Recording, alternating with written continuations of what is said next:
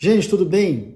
Seguinte, eu vou falar de distribuição de lucro hoje e da lei nova da tributação das altas rendas. Tá? Quis trazer um conteúdo aqui com um exemplo prático de alguns exercícios que eu tenho feito e até de alguns temas, consultas que eu tenho respondido em razão da tributação nova, que agora pós 2026, né? A gente ficou com 30 anos de isenção sobre os dividendos aqui no Brasil.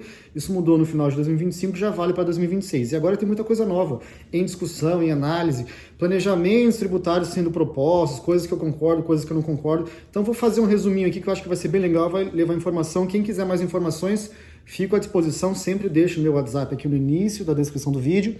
Vai falar diretamente comigo, a gente entende a sua consulta, o seu caso aí, e presta uma assessoria. Beleza, gente? Sou Alexandre, advogado aqui em São Paulo, especialista tributário, participo de planejamento sucessório, consultas, operações estruturadas, etc. Me coloco à disposição. Vamos lá. O que eu gostaria de começar falando aqui? É assim, veja, eu tenho visto algumas pessoas sugerirem aí, né, como se fosse uma solução milagrosa, a constituição de uma holding de participação que fique acima da estrutura operacional, porque aí, quando houver a distribuição do dividendo, você não precisa entregar diretamente para a pessoa física, você sobe para essa holding e o dinheiro fica parado aqui, né? E aí, como a tributação da Lei 15.270, que é essa regra da tributação dos dividendos, né, ou das altas rendas, é uma tributação de pessoa física, ou seja, só aciona o gatilho da tributação quando o dividendo, quando o rendimento, o dinheiro, né, que antes era isento, chega na pessoa física. Quando uma pessoa jurídica distribui lucro para outra pessoa jurídica, não há tributação, tá, gente? Continua exatamente como já era antes. Então eu vejo alguns consultores aí, não é crítica, né? Só estou aqui explorando o ponto para levar informação. Ah, tem um jeito, coloca uma empresa holding em cima, fica com uma holding de participação, você distribui para o dinheiro nela. Veja, isso não resolve, na minha opinião. Porque você vai, de fato, não vai gatilhar aí a tributação, tendo em vista que é entre pessoas jurídicas, mas o dinheiro vai ficar aqui em cima. Se esse dinheiro ficar aplicado aqui, o rendimento financeiro do dinheiro vai ser tributado no mínimo a 34%, que é o IRPJ e CSLL da pessoa jurídica, quando na pessoa física isso seria tributado a 15% ou zero se for algum produto isento, né? Aí a pessoa fala, mas eu estou evitando a tributação. Ok, mas em algum momento você vai precisar tirar esse dinheiro daqui e vai pagar os 10% do mesmo jeito, já tendo pago aí os 34% do rendimento financeiro. Então, estejam muito atentos a isso. Agora, veja, tem uma situação em que esse tipo de estrutura de holding, de participação, pode ser eficiente, né? E qual é essa situação? É quando esse tipo de estruturação ele é feito exatamente para aquilo que ele serve, que é ter participação em grupos de empresa. Então, por exemplo, imagina que você tem um grupo empresarial com setores diferentes, segmentos diferentes, né? Uma empresa que faz venda, outra que faz serviço, outra que é construtor, enfim. Eu tenho segmentos diferentes dentro do mesmo grupo empresarial. Aí vale a pena avaliar uma holding de participação para esta finalidade de não gerar a tributação dos dividendos toda vez que eu quiser transferir, né, circular o dinheiro de uma estrutura para outra? Aí vale, porque eu estou usando a holding como de fato uma empresa que é um hub de investimentos, né? Ou seja, exatamente para aquilo que é a finalidade dela. Eu tenho uma empresa lucrativa, eu quero gerar o caixa que está aqui, né, o lucro que está aqui, para aportar num outro projeto. Se eu levar para a pessoa física, eu vou tributar e depois vou ter que fazer aumento de capital. Se eu tiver uma empresa no meio, uma holding, eu circulo o dinheiro aqui de forma a gerir os negócios através da circulação do dinheiro.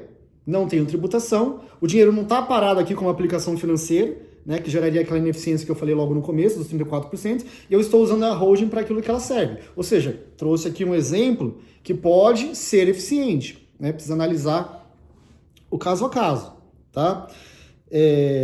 Então, assim, né, aqui eu estou falando do caso da holding, né, quando funciona e quando não funciona. O que eu queria trazer de exemplo, agora eu vou falar um pouco de número, né, que é um planejamento tributário muito interessante nessa questão dos dividendos, que é o seguinte, né, veja, agora em dezembro de 2025, todas as empresas fizeram as atas, né, deliberaram os lucros acumulados em atas, para que esses lucros gerados até 2025 não sejam tributados desde que distribuídos até 2028. Esta era a regra específica prevista lá na Lei 15.270. Agora, o que é importante fazer um estudo, né, no caso a caso? Veja, tem empresa que tem lucro acumulado, já deliberado, que permanecem isentos, tem lucro que está gerando de 2026 para frente, esses seriam tributados, e o acionista ele tem outros rendimentos, aplicações financeiras, juros sobre capital próprio, etc. Né? A tributação das altas rendas, né, que na verdade é feita através de um imposto residual, como é que ela acontece? Você vai, soma todos os rendimentos, que são rendimentos financeiros,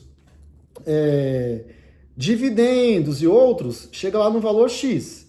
Aí você aplica o percentual mínimo de 10%, só que aquilo que você pagou de imposto de renda sobre aquelas rendas tributadas, aquilo é crédito para você. Então, por exemplo, quem tiver um rendimento tributado, CLT, né, Prolabore, etc., que é tributado em até 27,5%, e esses valores forem maiores que os rendimentos isentos, provavelmente essas pessoas não vão ter imposto nenhum a pagar.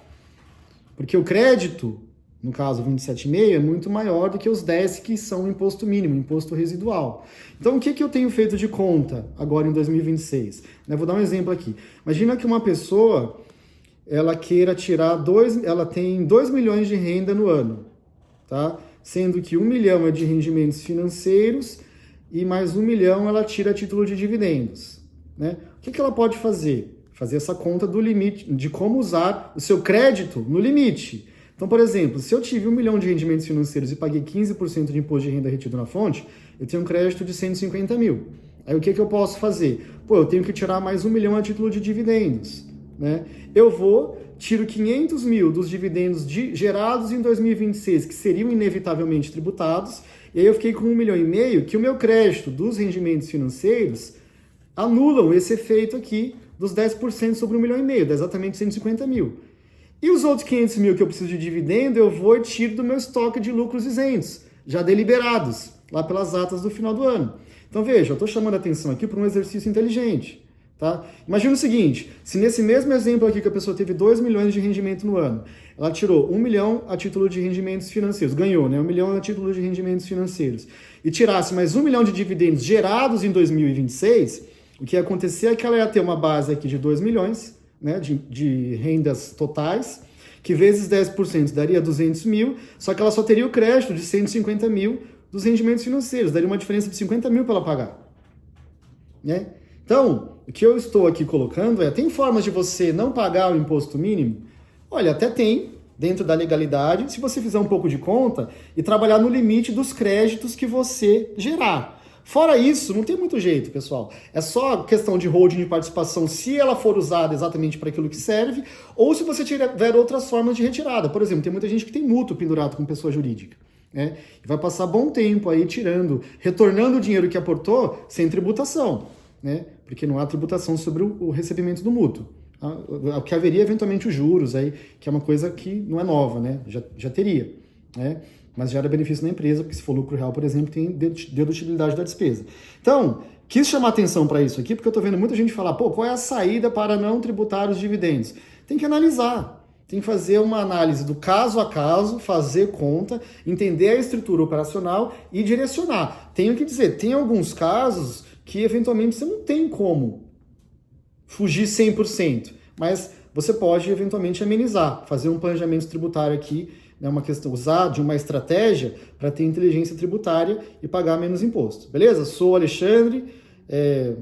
Sempre quando tem número aqui no vídeo parece que fica meio pesado, né, meio complexo, mas tentei falar de uma forma simples. Quem quiser mais informações, contatos aqui no início da descrição do vídeo.